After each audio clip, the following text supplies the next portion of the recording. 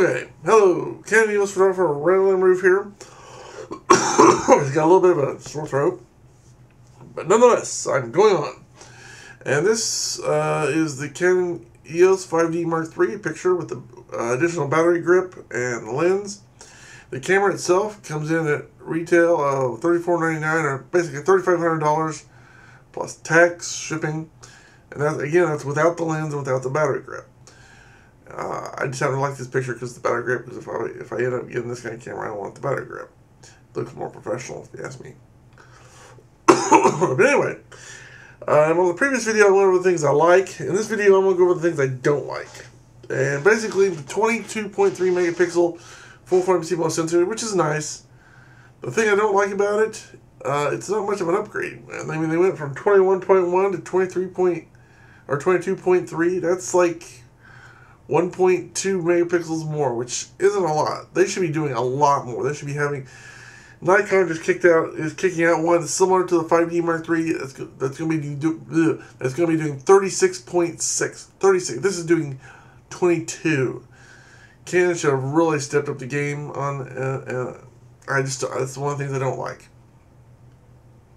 Don't get me wrong, 22.3 is good, but man, they're dropping the ball when it comes to keeping up with Nikon, at least when it comes to megapixels. Okay, the 3.2 clear view, high resolution LCD. Some people like the flip out kind. Of course, this doesn't have the flip out kind, but there's some people that would like to have seen the flip out kind of screen where you can adjust it. And me, I don't know. I wouldn't. Maybe if I had one that had the flip out screen, I might get to like it. I don't know. For me, that's not really an issue because I don't really. Of course, I'm not used to having it flip out. It's one of those things where maybe if I had it and you got used to it, I'd want it. But to me, it's not a big deal. At least not right now. Of course, the Digic 5 processor, I would have hoped. Now, granted, the Digic 5 is a lot better than Digic 4. It's supposed to be 17 times better from what I hear. However, I would have liked to have had dual Digic 5, which could have really, I mean, it's going to be a lot faster with Digic 5, but two Digic 5s, boom, could have really kicked up the processing power. But again, it's already a bump up, so you can't complain too much. 61 point autofocus points, high density autofocus. That's a good improvement. Could be more, yeah. Is it a step up? Yeah. HD at 30 frames and 720 at 60. Now, obviously, there's a lot of video features that are missing from this. I would like to be able to do 1080p at 60 frames. I'd also like to be able to do 280 and 240 and 380, and I'd like to have the different choices. At least have 4 or 5 choices there. Plus 5K would have been nice. Or not 5K, but 4K would have been nice to have on there too. So it doesn't have that, obviously. So there's a lot of, granted, it's an improvement, don't get me wrong, it's an improvement, but there's a lot of things they still could have done better. Multiple built-in HDR, multiple exposure modes. And see, that's not really something you need nowadays with Adobe Photoshop and other software, but it's nice to have it, that it's there. But it's not really necessary. I'm sure it's, for some people, they might find it useful.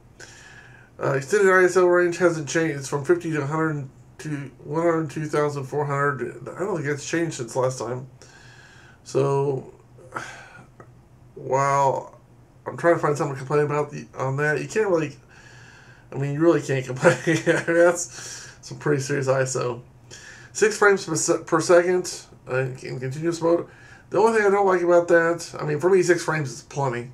Now, I know there's a lot of serious sports people like 6 frames, that's not enough, blah, blah, blah. But for what I do, weddings and events, and I do sports occasionally, 6 frames is plenty. I wish they had a setting on there where you could adjust how many frames per when you do fast or multi. It'd be nice to be able to say 1 frame, 2 frame, 3 frame, 4 frame. Be able to have an adjustment dial where I can set up to 6 frames. Maybe I don't want 6 frames. Maybe I want 4 frames a second. You know what I'm saying?